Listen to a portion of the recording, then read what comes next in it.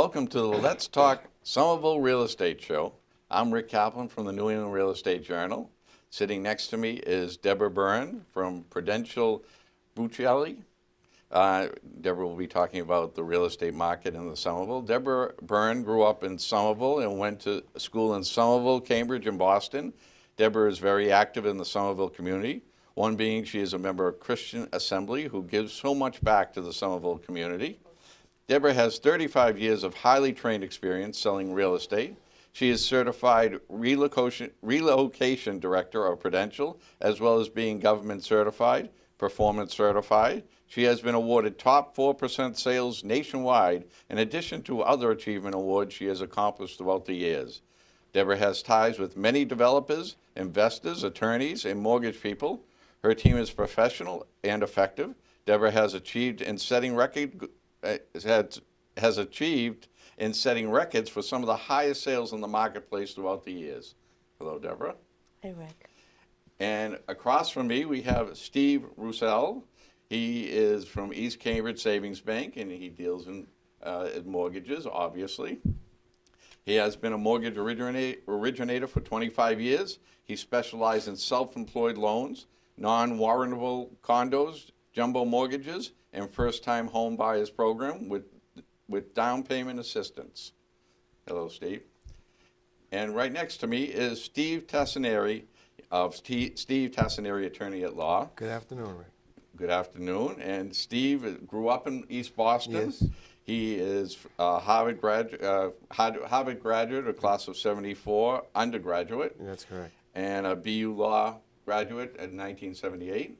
Mm-hmm. He was assistant district attorney at Suffolk Suffolk County. County, yes. And he owns his own firm for over 30 years. That's correct. Been doing it a long time. Yeah. We're going to start the program off, and Deborah's going to tell us a little bit about what the real estate market is in the Somerville, Cambridge area. Well, right now, the real estate market in Somerville and Cambridge there's a lack of inventory, and the prices are extremely high right now. It's multifamilies are very high in demand. It's nothing for me to put on a multifamily property, and investors and developers are bidding over asking. It happens quite often, and typically they're not even financing these buildings. And they're waiving inspections as well. So we're in a really great market. As far as on the purchase end, a lot of people right now are under the misconception that it's very difficult to purchase. And Steve, I wanted you to talk about that. As far as what you can, now the lending has opened up a little bit, correct? It has, Deborah, thank you. The misconception is that a lot of people think that they need to put 20, 25, 30% down payments. And the fact of the matter is most of the first-time homebuyer programs will allow 3% to 5%. And in that 3 to 5% of the purchase price, that could be gift money.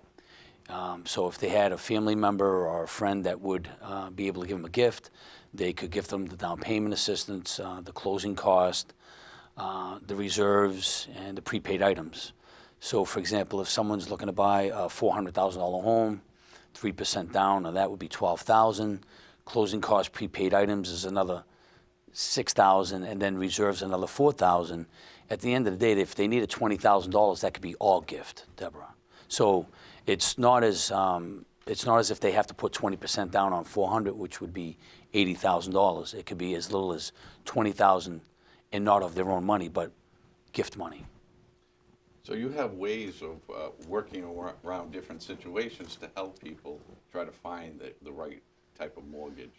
Absolutely, Rick. Absolutely. To the property. You know, most people, what we do is we look at them, and some of them might have the 3%. If they don't have the rest of the money, we could have the seller pay the closing cost. That's something that we do. In this area, we work with Somerville Housing that has a down payment and closing cost assistance program.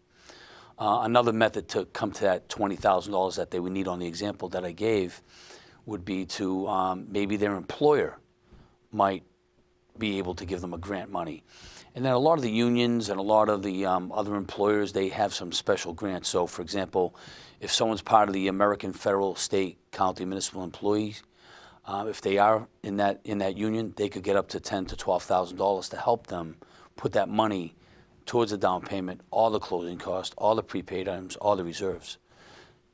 And going back to what Deborah was saying, now you said that there's a shortage of inventory in the Somerville and Cambridge area? Absolutely, yes. And so when people come into the marketplace, that you're saying there's bidding wars that go on, so for a buyer, it's a little more difficult than it is for the seller.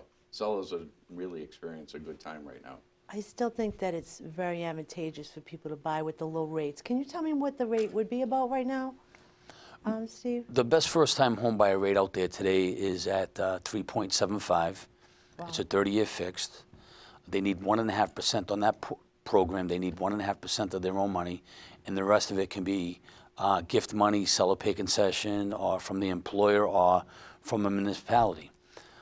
So the money to close should not be a barrier to buy.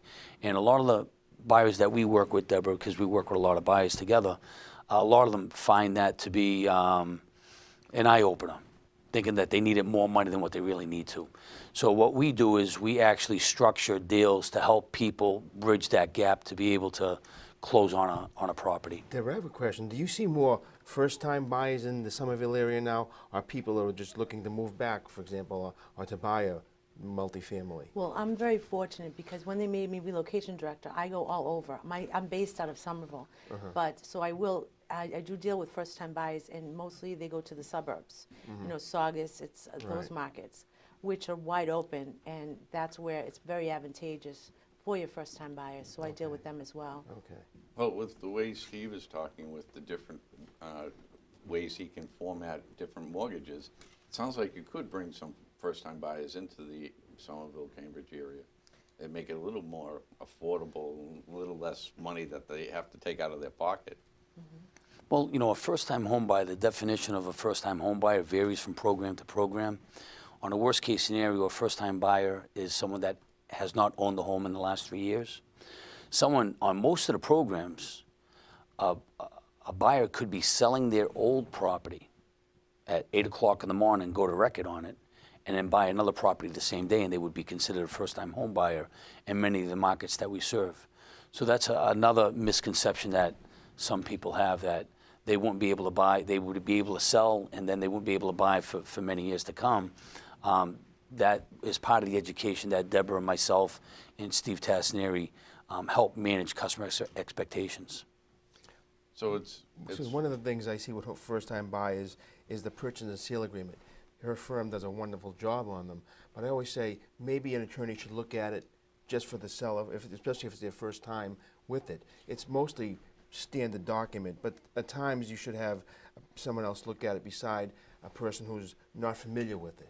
Right. But although they do a wonderful job, it's always good to have an outside person look at it. 100%, Steve, because typically there's another lawyer on the other end. Always. And we cannot act, we specialize in selling real estate, we're not lawyers. That's so for sure. I actually really strongly recommend that people use attorneys. I would use one myself. Is it common that someone would not bring an attorney to a closing? I don't know about it. The seen a closing is lot. okay, but to do the purchase and sale, I insist that people use an attorney because typically if there's one on the other end, they're negotiating and they can't negotiate with the brokerage firm because we don't want the liability. Right. So, I mean, Right. I myself, when I purchase, I use I attorneys. see people come to me and they say, what happened? And I said, who drew this up? Well, I did, or I didn't bother to hire an attorney. And I say, well, you spent hundreds of thousands of dollars, and for a very short fee, you skipped this vital point. And I've seen that a lot. So, but, with responsible people like Deborah, doesn't happen. Yeah, what a lot of She people... directs them in the right direction, Right, yes. yeah, which is important. Well, what a lot of people need to do on their purchase and sales? They need to understand what they signed up for. And there's dates on a purchase and sales agreement that they need to meet. So one of the biggest problems that I see is that someone signed the purchase and sales agreement, say on the 1st of a month, and they need a commitment letter by the 3rd. Someone reading the purchase and sales agreement would have advised the customer to actually not have a commitment letter date of the 3rd, since they just signed the purchase and sales. They would move the date, so they would ask for an extension, and they protect the customers, because what customers don't understand, if they don't meet those dates, then they could be jeopardizing their deposit. Steve, I'm a stickler about dates. That's usually where I come in because I make sure I put well in advance that they know that when that commitment is becoming due, because I don't want to put anybody's, deposits in jeopardy. You're so That's right. very You have important. to stretch those dates out. You're Right. so right. Better to be safer on the long end than sorry on the short end. Well, that brings up a great point, because if someone is going to purchase 700,000, it's vital that they have someone with the kind of experience that you have as a broker working with someone like that, I would think. Because you know exactly what they should be doing, and you're giving them the right direction for them to make this run smoothly. And then you go with someone like Steve, who he's going to be able to finance the program, for them in the right way, Absolutely. And when you're talking about the kind of money that you're putting out to purchase properties nowadays, I mean, for someone to skimp, a few $100s by not hiring an attorney for That's correct. a closing or for a And you're so purchase right. of It is only a few $100s. Right. Right. I mean, I can't see why they skimp there. It wouldn't make sense to me. Well, for me, I say to the people, for peace of mind, have someone in your corner that has your best interest, and that's what an attorney that represents the buyer does. And what generally happens, people are working with Deborah and people are working with myself, and when I pre-qualify people for a mortgage, when I pre-approve somebody for a mortgage, we start talking about these general details, and then we get more specific on the process, what the proper process is for a buyer to use.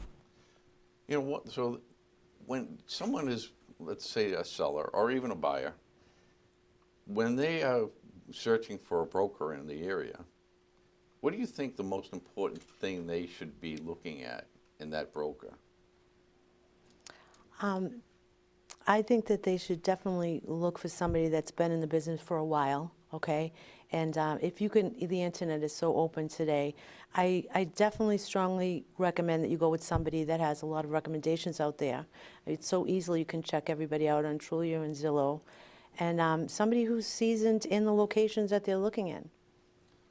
Yeah, like you have mainly been in the Somerville, Cambridge area, but you go outside of the market, obviously. Well, because I'm the director for relocation, so if I can easily go outside the market, I know the North Shore very well, which I started in the North Shore 35 years ago. So I'm pretty schooled over there. So you know a good portion of the Boston and outskirts. Right. And so as far as mortgage goes, how far would you spread out as far as, would you be doing mortgages down the Cape and Absolutely, everywhere? Rick, absolutely. My specialty is Massachusetts. We specialize in first-time homebuyer programs across Massachusetts, from Pittsfield all the way down to the Cape.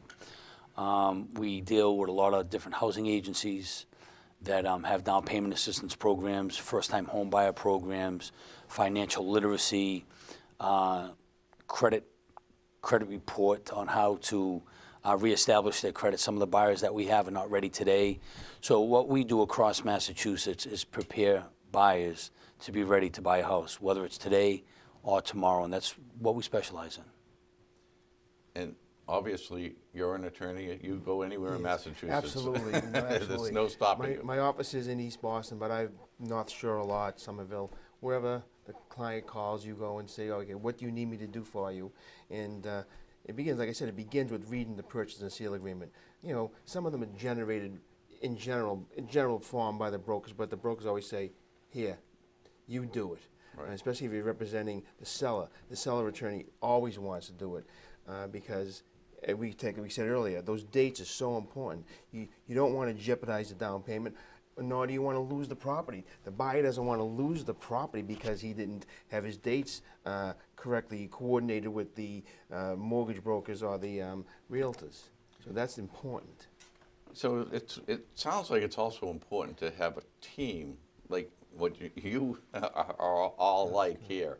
Where Deborah's experienced in finding you the right property or selling the property for you. And you have the right guy to do the financing. He knows exactly what type of financing is available in almost every aspect of what they're looking for. And then you have an attorney that is you specialize in Yes. in the real estate. You know, and it sounds like everyone has their specialty to put together the right deals for everyone, which I think that sounds like a plus plus on a seller side and a buyer side. Absolutely, because even the seller side and the buyer side, everybody has to keep that communication going. And if someone sees something that might not be to the benefit of the seller or to the buyer, we need to bring that to the table so we can get resolution. A lot of the times I've noticed working with Deborah and working with Buccelli Real Estate is that they keep the communication flowing. So what happens when a buyer says on the home inspection, hey, there was something on the property that didn't meet my my criteria, and let's say there was something that needed to be fixed. So then what has to happen is the buyer then has to go through the protocol of going through the real estate agent. The real estate agent goes to the other real estate agent. That real estate agent goes to the seller, might even go to the attorney. So there's a protocol on how you get, on how the communication flows, and that's Right. important. Now, we don't have a lot of time left, but I wanted to talk a little bit about estate planning because, baby boomers are getting up there, and there's a lot of things that you need to have in place, especially if you own property. Well, what I've experienced, I've run across just normal husbands and wives getting up in age, and they say, "All right, should I have a will?" I said, "Well, maybe you should. Do you want to determine to whom you leave your items, or do you want the Commonwealth to do it?" They can do it. The Commonwealth will do it for you without a will. Without a will, there's rules and laws of intestacy. With the will, you can decide who you want to leave it to, your son, your daughter, the archdiocese. A lot of people do that. Right. Yes. So it's a simple will. People have a house or a few bank accounts. Simple will. Husband leaves it to his wife. Wife leaves it to the husband. It's very simple, but it's one of those small items that should be done right away, so there's no problems with inheritance. That's just for the areas that I've dealt with in East Boston and in the North Shore. The will is the most important thing. Now, what about a trust? I hear a lot of Okay. people talk about a Be trust. basic on that. If you have a property in a trust, a real estate trust, inter vivos trust, some lenders will let you have a mortgage on that. But there can be some different rules and regulations when you have a trust, and if you want a mortgage or even get a any type of borrow any money on that. But if you are done borrowing money or taking a mortgage and you're worried about nursing homes, and there's a 5-year look-back period. Even if we started our trust today, right now there's a 5-year look-back period, and I hear there might even be a 10-year look-back period in the works. So that's an irrevocable trust, and that's absolutely a Medicaid trust. It goes into the property, goes into that, and you're saved from any Medicaid liens or Mass Health liens. But there's a 5-year look-back period. So, Yeah. what, So, excuse me. I have a question. Is a trust an automatic homestead, or do you have to put a homestead on a trust? If you have every deed comes with an automatic homestead now, $125,000 automatic homestead without the written document, right? And if you put it in the trust can also have a homestead up to $500,000 in Massachusetts. Thank you. So now, when someone comes to you, they're up in age, and do you look at their assets Right. and their liabilities and Right. their family situation they're in? Yes. And is that how you determine how to Yes. plan their estate, or? Most of the people I see just have their home, whether it's a single family home or a 3-family, and we just have to decide, what do you want to do with this home, And if they're at an advanced age, you go for the irrevocable trust. If not, you just say, okay, do you want to maybe sell it? Maybe sell it now, right? So you have to decide what they have, and like I said, the people I see in East Boston and are not sure just basically have that one property, and it's a simple decision, irrevocable or not. So what happens if someone doesn't do any of that? Well, I've seen this quite a bit. People sell mom's house, right? And okay, you do a title exam. Oh, we have no mortgage, Steve. Oh, great, this should be all right. And you look, all of a sudden, there's a Mass Health lien or a Medicaid lien. Well, then you have to deal with that. And I found myself negotiating with the people who hold the lien, Mass Health. You know, they have no reason not to take all the money they're owed. So if you have any Mass Health liens, that'll have to be paid when you sell the house. So if you plan your estate ahead of time, and someone, your kids are getting your house, Right.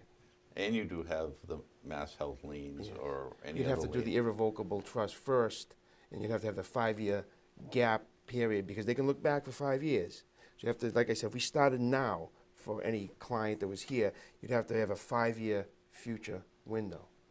So in other words, if they haven't had any of these issues in the 5 years, Then they're lien, because don't forget, it's irrevocable. It's not your property anymore. It belongs to the trust. right? So they couldn't put the lien on it.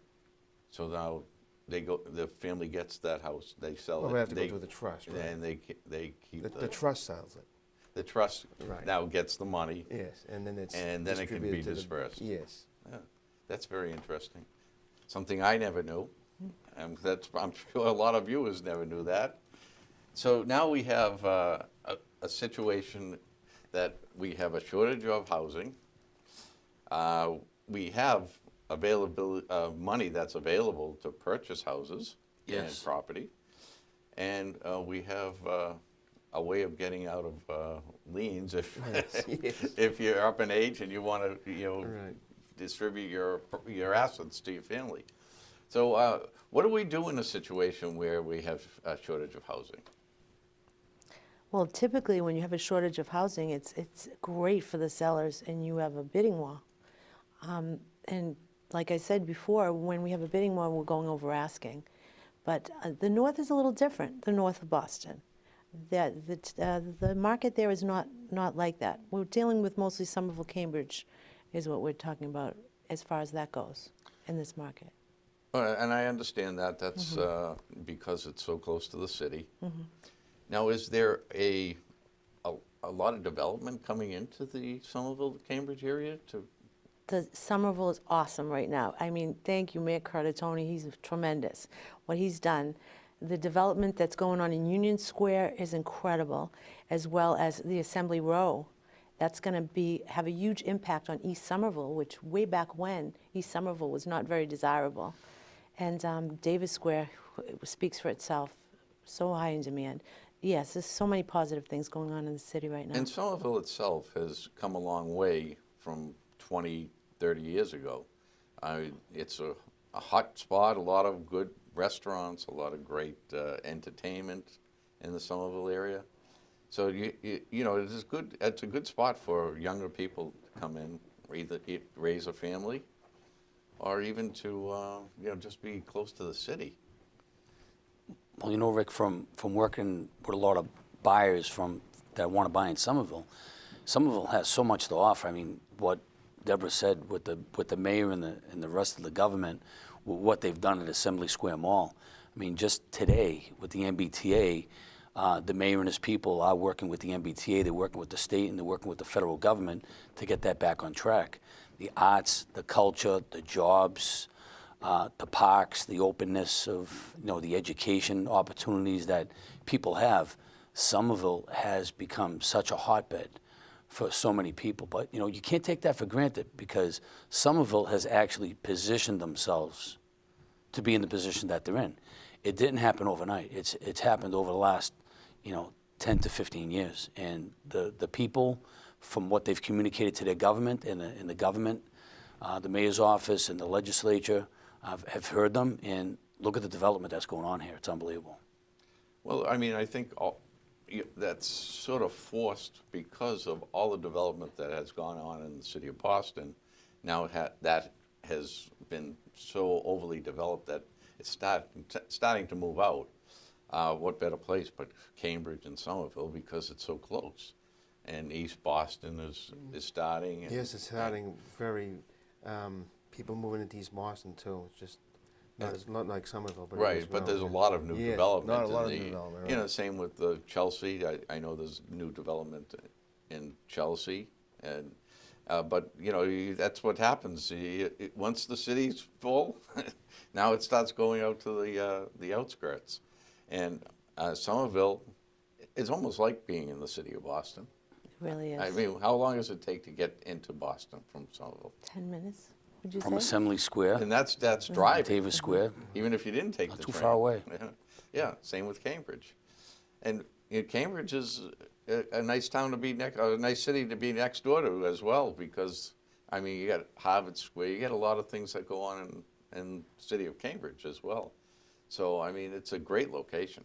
Highways are right next to, you're right off the highway, and for Somerville. See, Right, Steve? Well, yes, right. I have a question, Deb. Do you see the people moving into Somerville? Would they be of a younger or middle age? What would you Definitely a say? younger generation is Younger coming into generation? the city, yes, Right. yes. Which is funny because in the city of Boston, they have a lot of baby boomers that have always lived out in the suburbs. They're starting to move back. You know, what do they call it when the kids move away? Boomerang. nest, They- Empty nest, nesters. right. Oh, Empty empty nesters nesters. are coming back into the city. So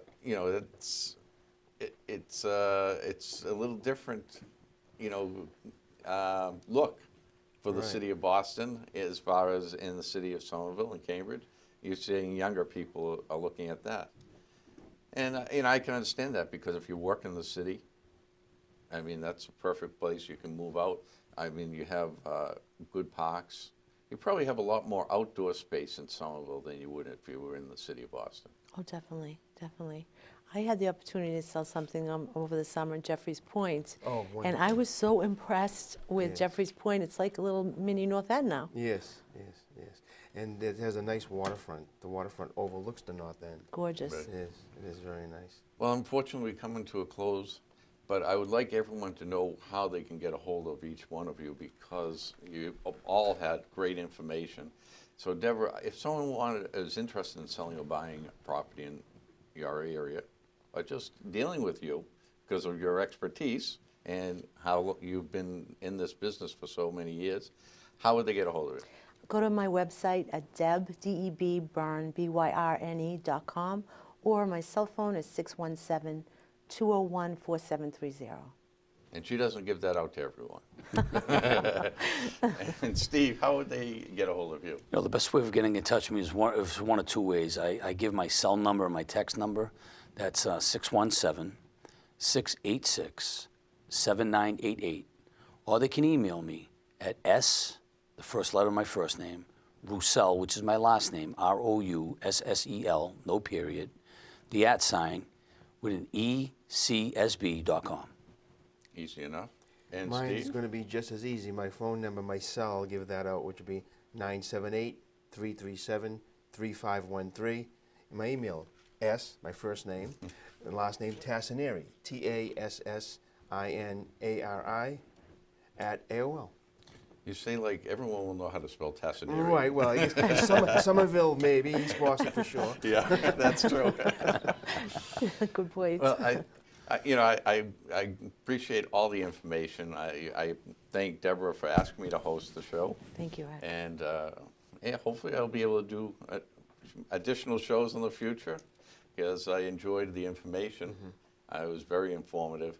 And, I think we're getting ready to cut off the air, but I want to thank everyone for watching.